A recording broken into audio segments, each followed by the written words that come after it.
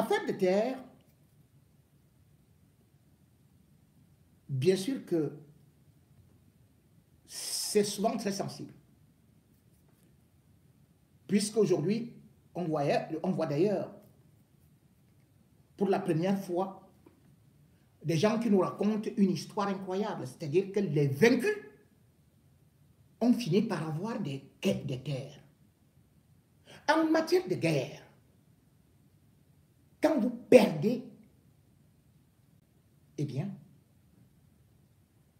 vous ne pouvez pas gagner les terres. Est-ce que les nationalistes avaient gagné la guerre devant l'armée coloniale?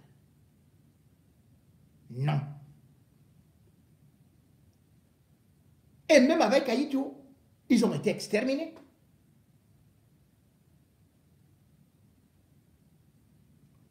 Même l'Allemagne d'Adolf Hitler, lorsqu'elle a perdu la terre, elle a perdu le Cameroun.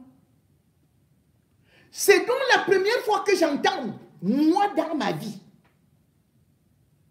que les nationalistes ont perdu la guerre. C'est-à-dire que l'État a réussi à récupérer ces terres avec son armée puissante et tout et tout.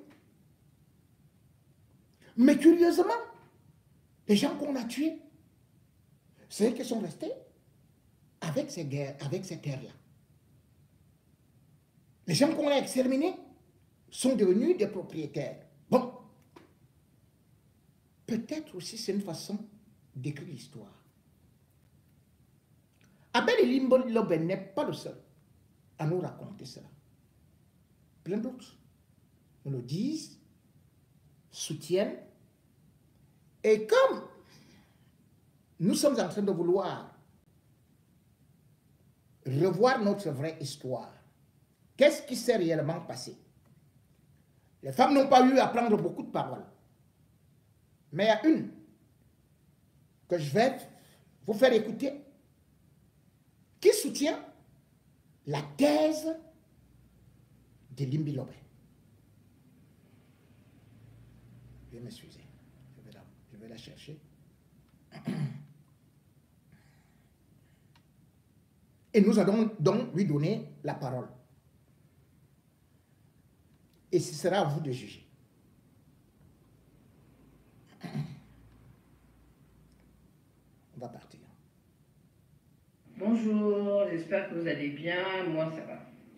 Alors, aujourd'hui, je voudrais parler de Ernest Ouandié parce que depuis quelques jours, il y a une sorte de polémique sur les réseaux sociaux sur la statue de Ernest Ouandié qui est une figure emblématique de notre histoire. Évidemment, il n'est pas le seul. Il y a quelques figures emblématiques comme Ruben Ouniobe, comme Rudolf Mangabel, comme Mida, comme Félix Moumier et plusieurs autres que je ne vais pas forcément citer aujourd'hui. Alors, je voudrais qu'on se concentre sur Ernest Ouandié. C'est une figure emblématique, alors en fait, ça ne se discute pas. Il a marqué d'une certaine manière l'histoire de notre pays en luttant contre le colon pour notre indépendance. Ah, donc il a lutté contre le colon. Après la remise du rapport de la commission Macron, des voix se sont élevées pour revendiquer à Ernest Ouandié la stature de héros national. Et donc les ressortissants du Mungo se sont érigés, se sont, offusqués de cela, dans la mesure où ils reprochent à Ernest Ouandié d'avoir à la tête de l'armée nationale de libération du Cameroun perpétré des exactions sur le territoire du Mungo, lesquelles exactions ont donné lieu à des massacres de population, des villages qui ont été incendiés, des femmes qui ont été violées, tuées, des enfants qui ont été massacrés, des jeunes et des moins jeunes qui ont été tués. Il semble qu'il y a quand même quelques centaines de villages qui ont été complètement décimés.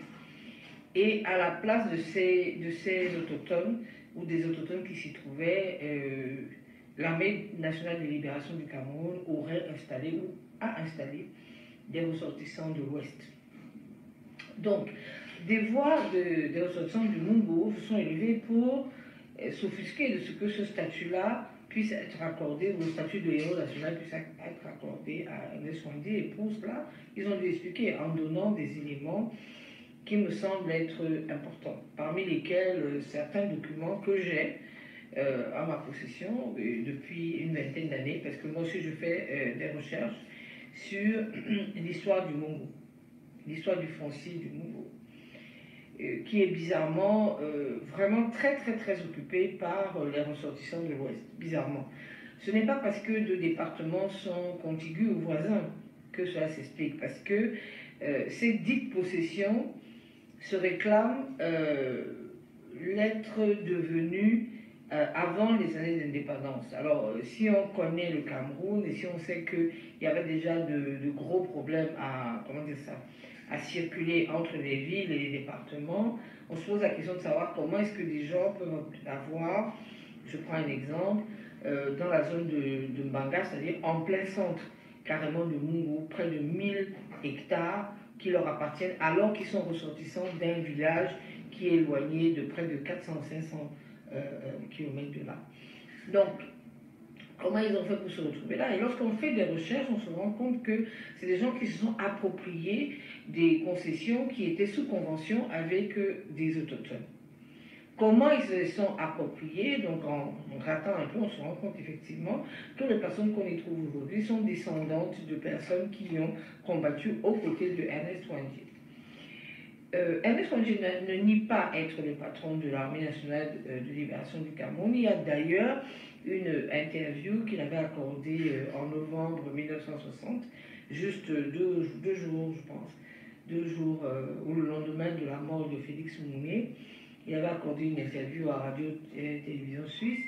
Et à cette occasion-là, dès la 15e minute, pour ceux qui peuvent retrouver la vidéo, il déclare de manière claire que des exactions ont commencé dans le Mungo 2 jours auparavant et que c'était l'armée nationale de libération du Cameroun qui les perpétrait.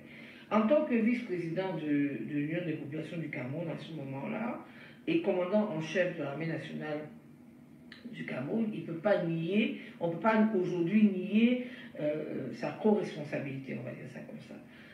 Pour les ressortissants du Mungo, c'était le donneur d'ordre.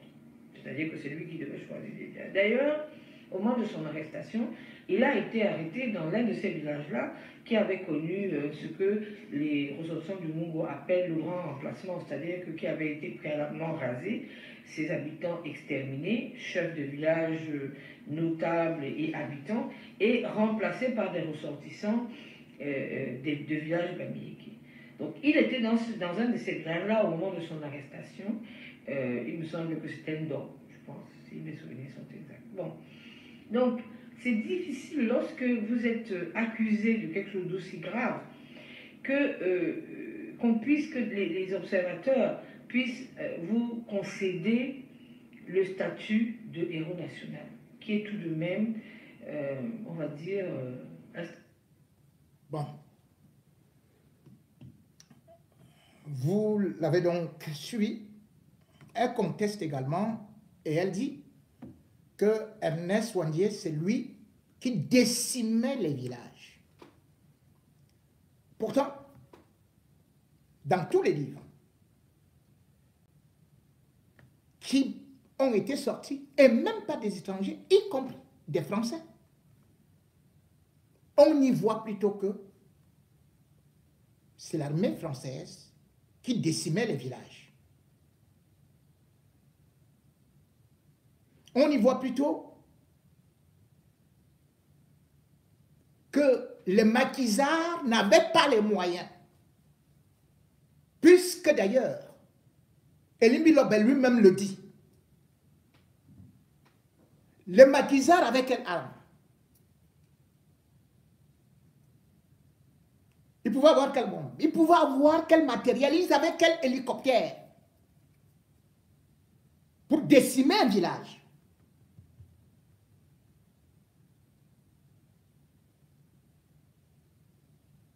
Et si on regarde donc dans le domaine foncier,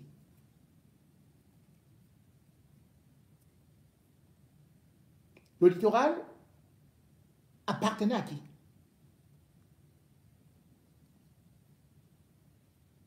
Quand on regarde dans le domaine foncier, s'il faut juger pourquoi il s'est installé à tel ou tel endroit,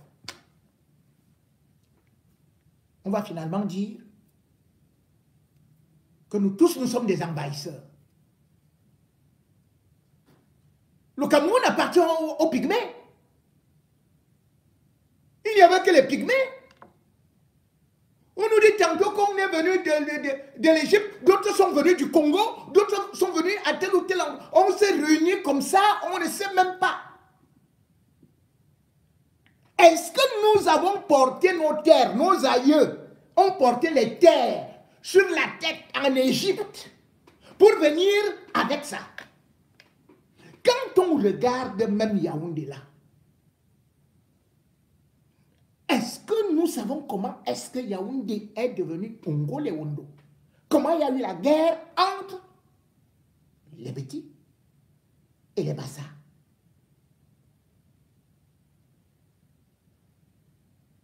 Donc, tout ce que nous voyons aujourd'hui, c'est la petite armée qui était en débandade là, qui a réussi à décimer des villages et par la suite à prendre toutes les terres.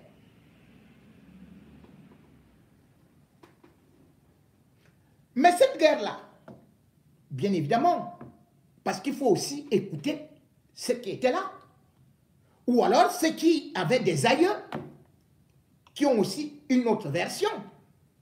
Oui, cette version, elle est trop belle.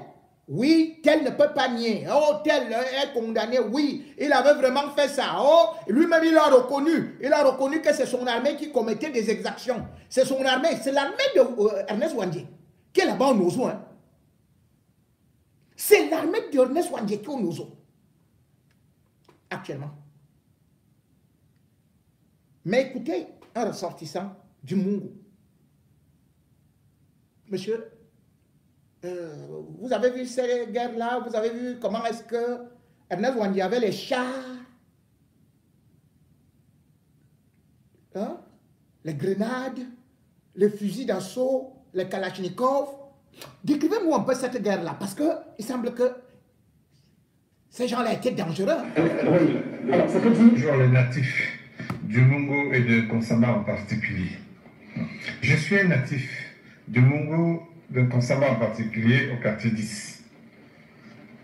Depuis ma naissance jusqu'à cet âge que je porte aujourd'hui, ou du moins même mes aînés, qui ont été longtemps nés avant moi, n'ont jamais raconté une histoire de guerre qui aurait opposé les Bamileke contre les Mbou autochtones. À Konsamba, où les Baneka sont les autochtones, je n'ai jamais entendu qu'il y a eu de la guerre d'occupation des Bamileke au détriment du peuple Mbou. C'est la première fois que j'entends ça de la bouche de M. Elimbi Lobé, qui dit que Ouandjé a arraché les terres. Ouandjé a arraché les terres, d'ailleurs Ouandjé n'était pas un martyr des indépendances. Ouandjé passait son temps à arracher les terres pour les peuples Bamileke. Le Mungu n'est pas constitué seulement des Mbou, il y a les ballons qui sont en bagarre. Est-ce que les ballons peuvent témoigner que les Bamileke leur ont fait la guerre et arraché leurs terres? Est-ce que les Bakossi qui sont à Loum peuvent en témoigner? Est-ce que les Mbonken qui sont là peuvent témoigner jusqu'à moi maintenant? Est-ce que les Bakaka qui sont depuis Ndungi, Manengolé jusqu'à Manjo peuvent effectivement confirmer les déclarations de Elimbi Lobé, qui n'est autre chose qu'un va en guerre? Souvenez-vous, quand il y a eu les élections au Gabon, où Jean Ping revendiquait la victoire, alors que Elimbi Lobé était encore conseiller municipal du LDF, qu'est-ce qu'il avait déclaré? N'avait-il pas appelé les partisans de Jean Ping de mettre le feu au Gabon, de tout brûler sur leur passage, M. Elimbi Lobé? Ça, moi, je le dis, et c'est vrai. C'est le même Elimbi Lobé qui veut aujourd'hui créer une guerre entre les populations autochtones du Mungu contre les Bamileke. Je peux vous rappeler que les Bamileke qui sont arrivés dans le Mungu venaient travailler pour le compte dans les plantations des Blancs. Les Blancs avaient créé des vastes plantations dans le Mungu. l'acquisition de ces terres par les colons, je ne peux pas en témoigner. Toujours est-il que les Bamileke avaient travaillé, avaient économisé de l'argent. Et ils économisaient leur argent. Et quand les colons ont décidé d'abandonner et de retourner chez eux, il fallait vendre le patrimoine.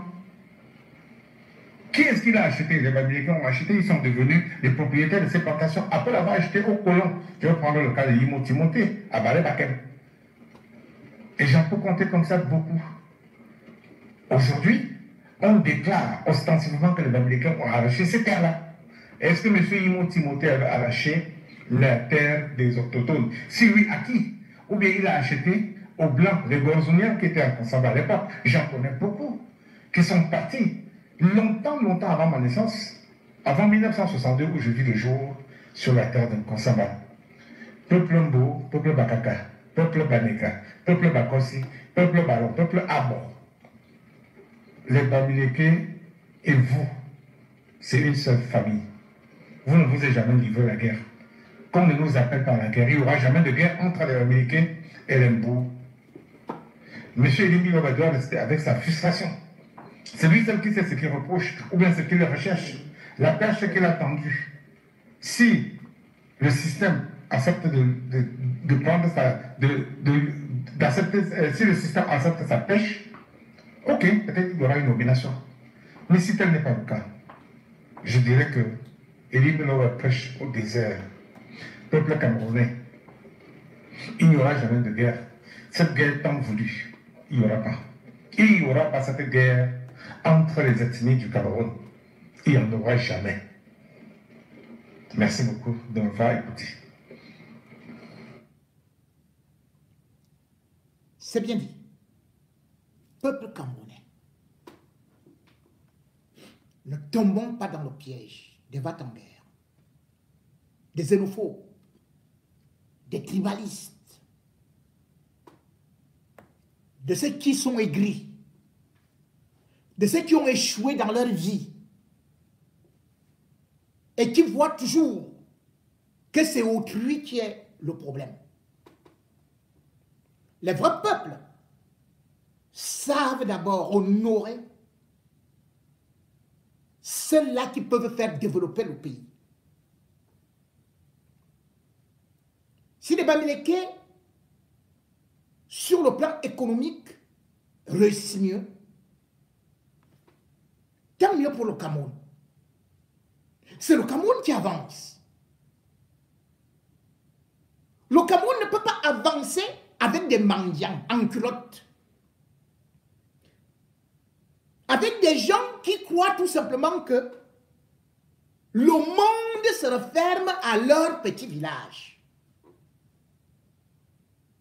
Les Allemands sont venus au Cameroun. Et Elimbi Loba ne parle pas d'eux. Les Français sont venus au Cameroun. Ils ne parlent pas d'eux. Alors que ce sont ces colons, ces puissances qui ont tué les nationalistes, qui doivent plutôt dédommager. Et d'ailleurs, ces puissances ont signé des accords, y compris avec Paul Biya. Et ça continue, pour piller notre pays. Mais on ne parle pas de ça. Quand Elimbi Loba veut parler de tribalisme, ne regarde-t-il pas le nombre de ministres Sawa? Combien sont-ils? Oui, parce que celui qui était là, Laurent Esso, le voilà qui a été dégagé par Paul Biya. Combien de Sawa sont ambassadeurs? Dans des sociétés d'État qui sont à Douala, combien de Sawa sont directeurs? Dans les grandes écoles Prenez les grandes écoles, les grands postes de l'armée. Et Limbi Lobé, Paul Biya a nommé combien de Sawa? Et il y a combien de gouverneurs qui sont Sawa?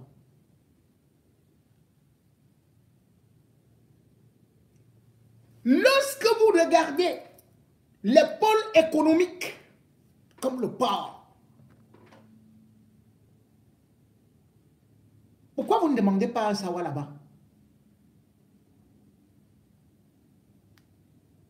Et les cadres qui sont là-bas, sont-ils Sawa? En fait, Elimbi Lobé est un pion néocolonial.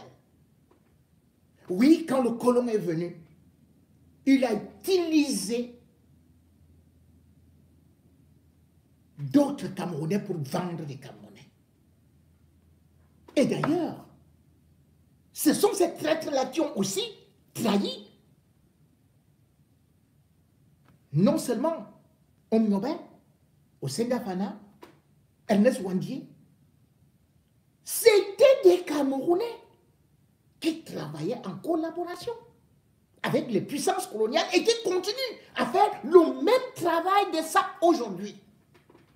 Et Limbi Lobé n'est pas là pour défendre le peuple Sawa, parce qu'il sait très bien que aujourd'hui le Cameroun peut compter 280 ethnies et que lui ne représente rien. Lui, il travaille pour le régime néocolonial de Yaoundé, qui pourtant a abruti, a anéanti, a appauvri et surtout a détruit le peuple Sawa.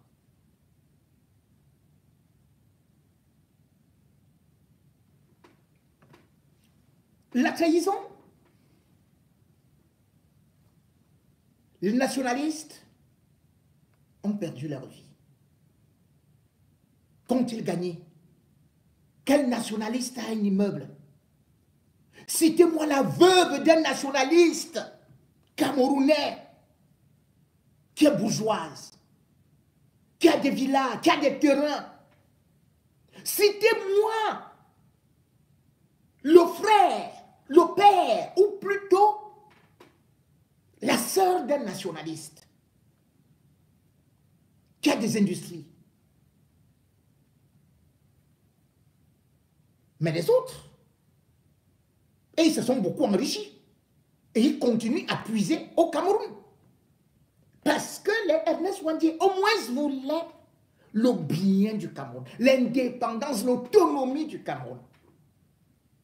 Mais ils ont été trahis par les mêmes individus que cet homme en culotte que vous voyez aujourd'hui. C'est-à-dire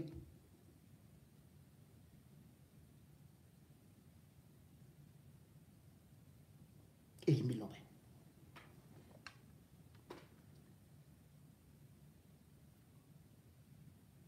Quand on a le vocabulaire anti-Bami, les Camerounais directement voient là où ça conduit. C'était qui? C'était bien sûr les colons français.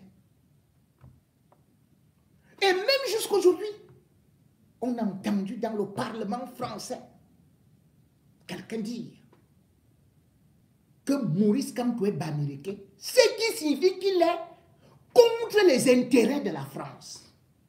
C'est-à-dire que pour eux, être bamileke, parce qu'on a lutté, parce que être... Cela veut dire qu'on est ennemi de la France. Il fallait être comme Elimbi Lobé, vous donnez tout. Vous acceptez tout. Et c'est bon. Les traîtres de la Révolution, c'est aussi ceux-là qui aujourd'hui se battent pour qu'on n'obtienne jamais notre véritable indépendance.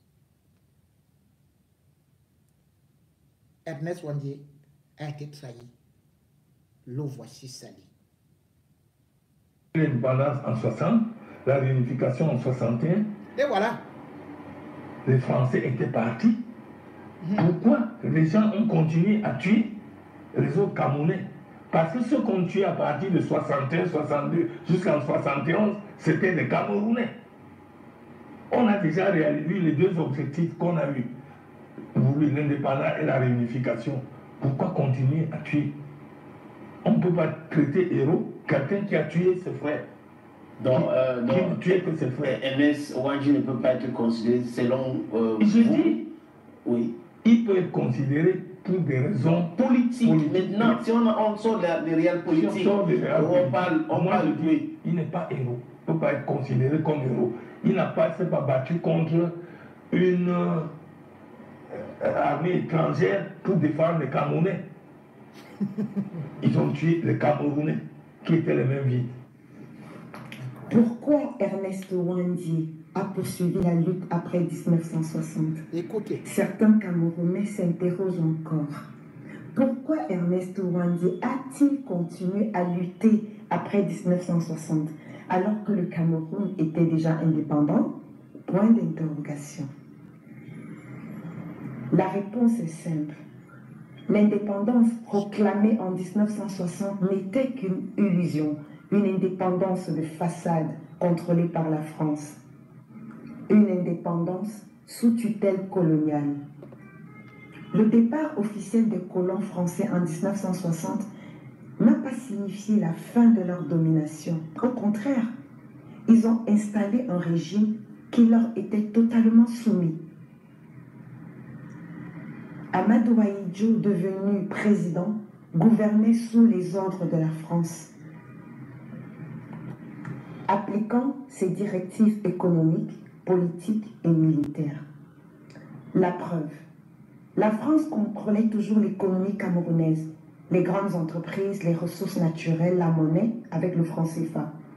Les bases militaires françaises restaient sur le sol camerounais, assurant la répression des résistances populaires. La politique d'Amadou Ahidjo était alignée sur les intérêts français, réprimant brutalement toute opposition nationaliste. C'est cette continuité coloniale qu'Ernest Ouandié dénonçait. Il savait que le véritable combat pour l'indépendance n'était pas terminé. Deuxièmement, Ernest Ouandié avait la fidélité pour les idéaux de l'UPC. Après l'assassinat de Omiobé le 13 septembre 1958, l'assassinat de Félix Roland Mounier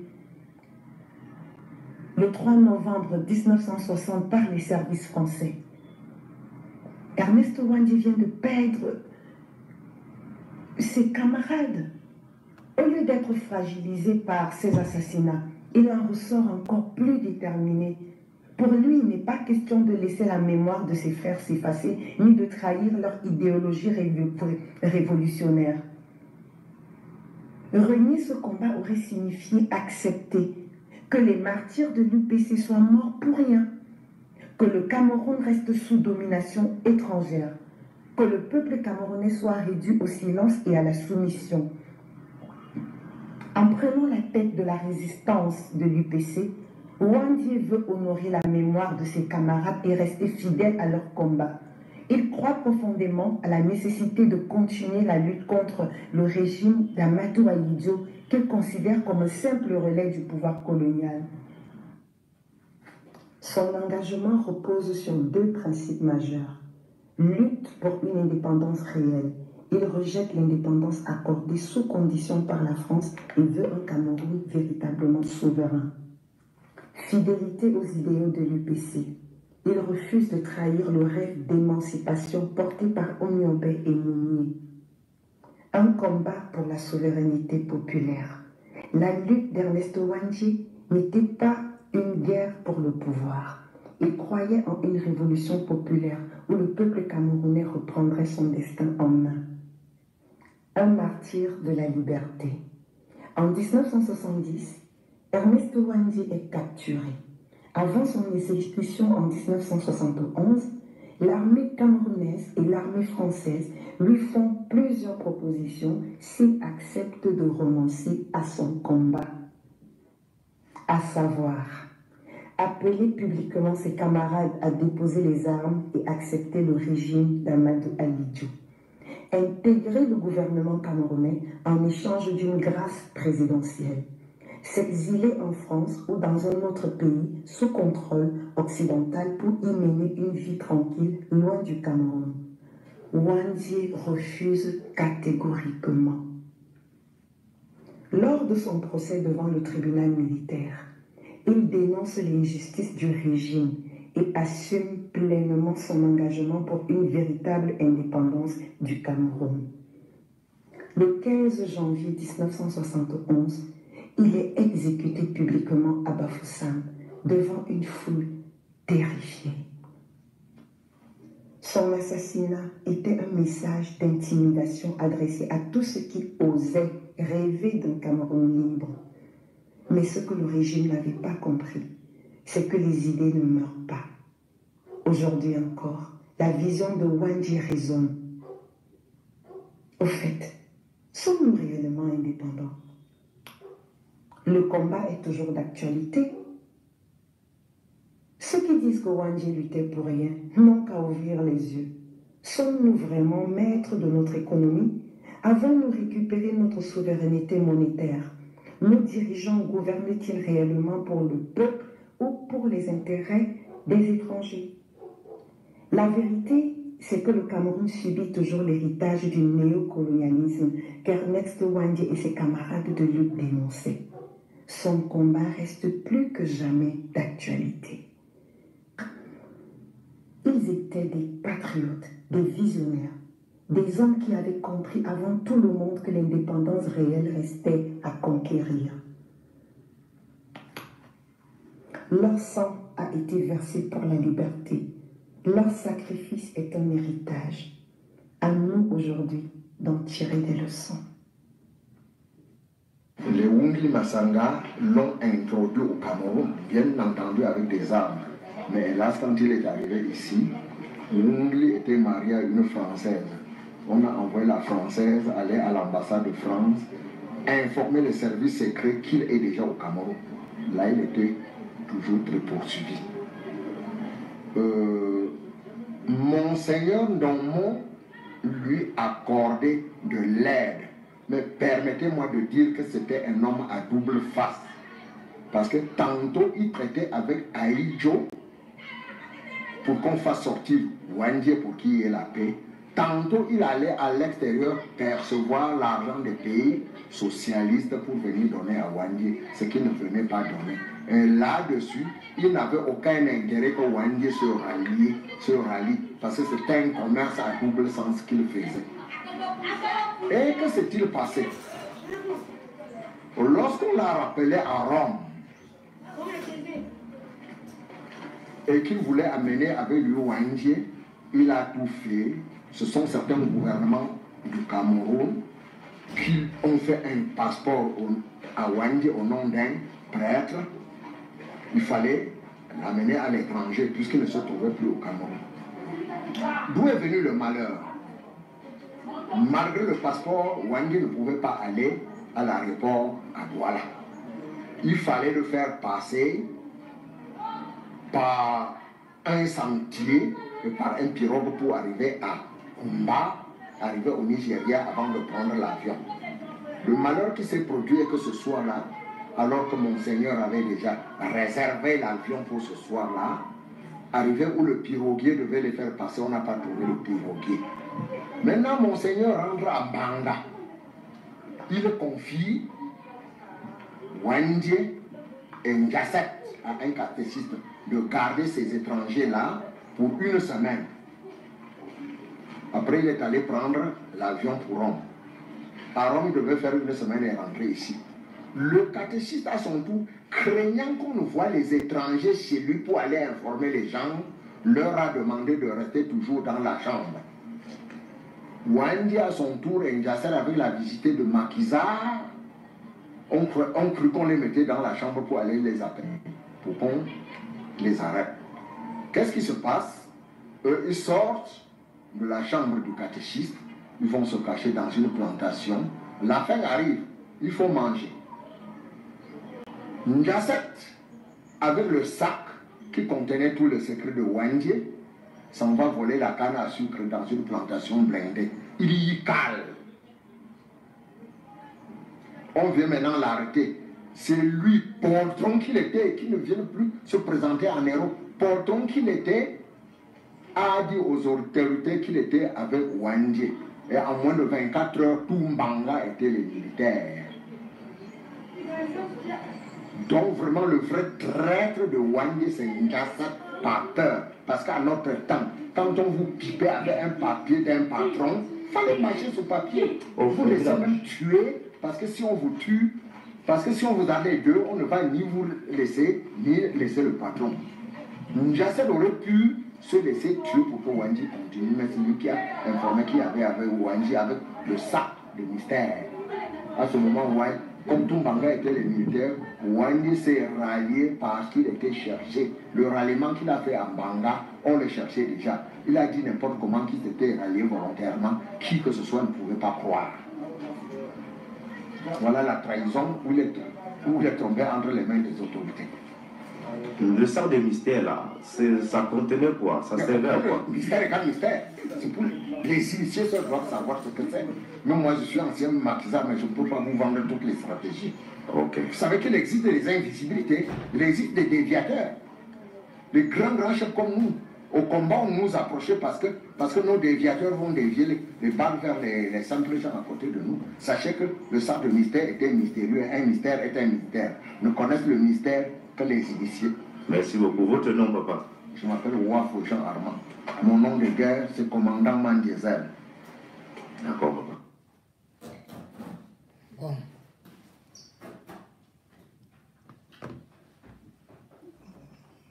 Histoire passionnante. On aurait fait des tomes et des tomes, des versions et des versions. Mais dans un régime néocolonial, la première des choses, c'est qu'on vous cache votre histoire. On vous cache vos héros. Nos routes sont bondées avec les noms de ceux qui ont martyrisé les nationalistes, les patriotes. Vous avez encore des lycées, là où on devrait apprendre l'histoire du Cameroun, mais plutôt qu'ils portent les noms de ceux qui ont versé le sang des Camerounais. Lycée général Leclerc. Oui, c'est comme si en France, vous aviez un lycée Hitler. Qu'est-ce que Leclerc a fait pour le Cameroun?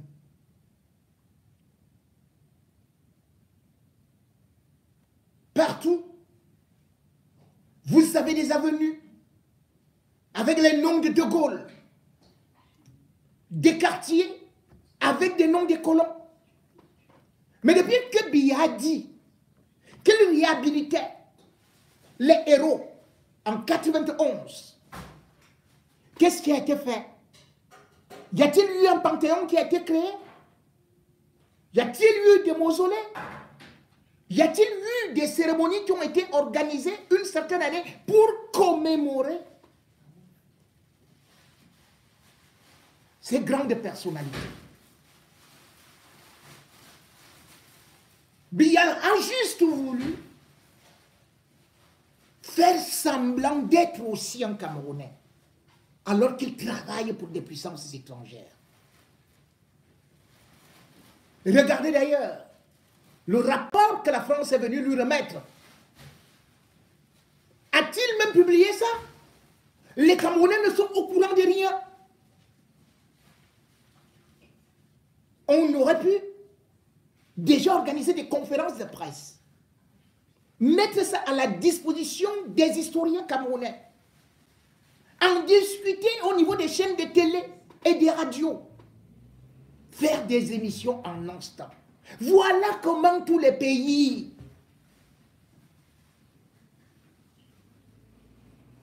sont accrochés à leur histoire.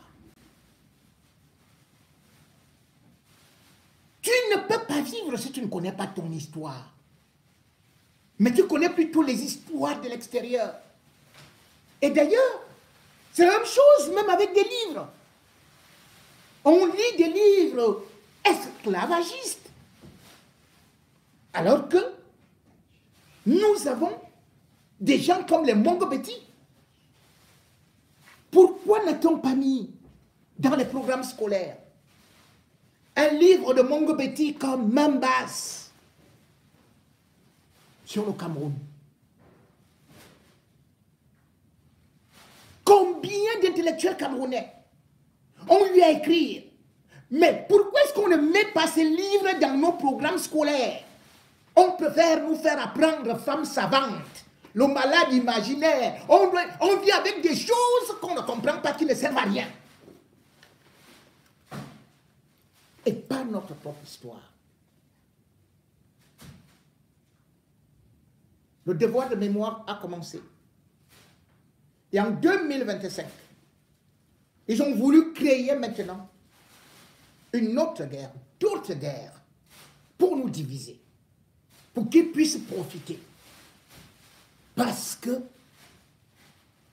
malgré la soi-disant indépendance, nous sommes encore des pays très pauvres et très endettés. On nous donne quelques miettes et on reprend toutes nos matières premières, toutes nos ressources minières. Et on continue à être toujours dans le noir. C'est ça l'Afrique noire. Avec des dirigeants au cœur noir, à la vision noire.